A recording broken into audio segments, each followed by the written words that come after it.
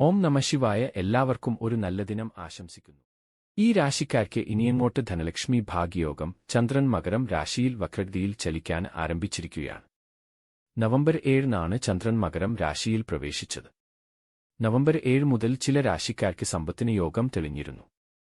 നിലവിൽ മകരം രാശിയിൽ ചന്ദ്രൻ സഞ്ചാരഗതി മാറ്റിയിരിക്കുന്നതിനാൽ ചില രാശിക്കാർക്ക് കൂടുതൽ ഗുണങ്ങൾ ലഭിക്കാനുള്ള സാധ്യത വർദ്ധിച്ചിരിക്കുകയാണ്. ഈ ഭാഗ്യം സിദ്ധിച്ച 4 രാശിക്കാരിൽ ധനലക്ഷ്മി ഭാഗ്യയോഗം രൂപപ്പെട്ടിരിക്കുന്നു. അതുകൊണ്ടുതന്നെ സാമ്പത്തിക നേട്ടങ്ങൾ ഈ രാശിക്കാരിൽ വർദ്ധിക്കാനുള്ള സാധ്യത കൂടിയിരിക്കുന്നു.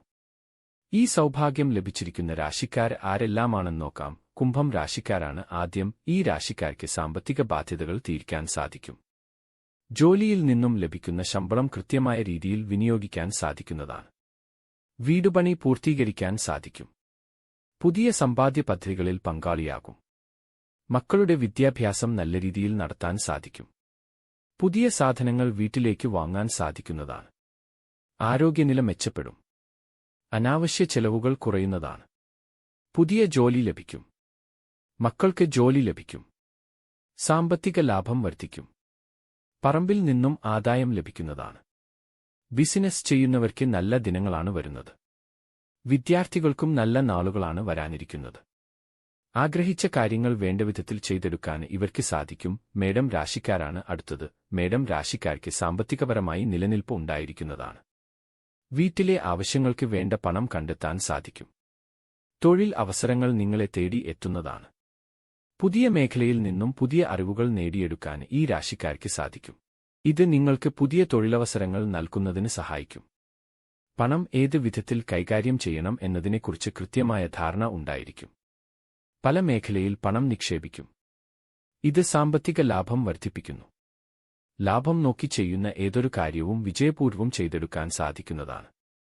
ബിസിനസ് ചെയ്യുന്നവർക്ക് വളരെ നല്ല നാളുകളാണ് മുന്നിൽ കിടക്കുന്നത്. വിദ്യാർത്ഥികൾക്കും വളരെ നല്ല നാളുകളാണ് വരാനിരിക്കുന്നത്. അടുത്ത തിടവം രാശിക്കാരാണ്. വിദ്യയിൽ തിളങ്ങാൻ ഈ രാശിക്കാർക്ക് യോഗമുണ്ട്. പഠിച്ചു കഴിഞ്ഞ് ഉടനെ തന്നെ ജോലിയിൽ പ്രവേശിക്കാൻ ഈ രാശിക്കാർക്ക് സാധിക്കുന്നതാണ്. നിലവിൽ ജോലി തേടുന്നവർക്ക് നല്ല ജോലി ലഭിക്കാനും സാധ്യതയുണ്ട്. ദീർഘകാലമായി ആഗ്രഹിച്ച കാര്യങ്ങൾ നടത്തിയെടുക്കാൻ ഈ രാശിക്കാർക്ക് സാധിക്കുന്നതാണ്. വിവാഹം ആലോചിക്കുന്നവർക്ക് നല്ല ആലോചനകൾ വന്നു ചേരും.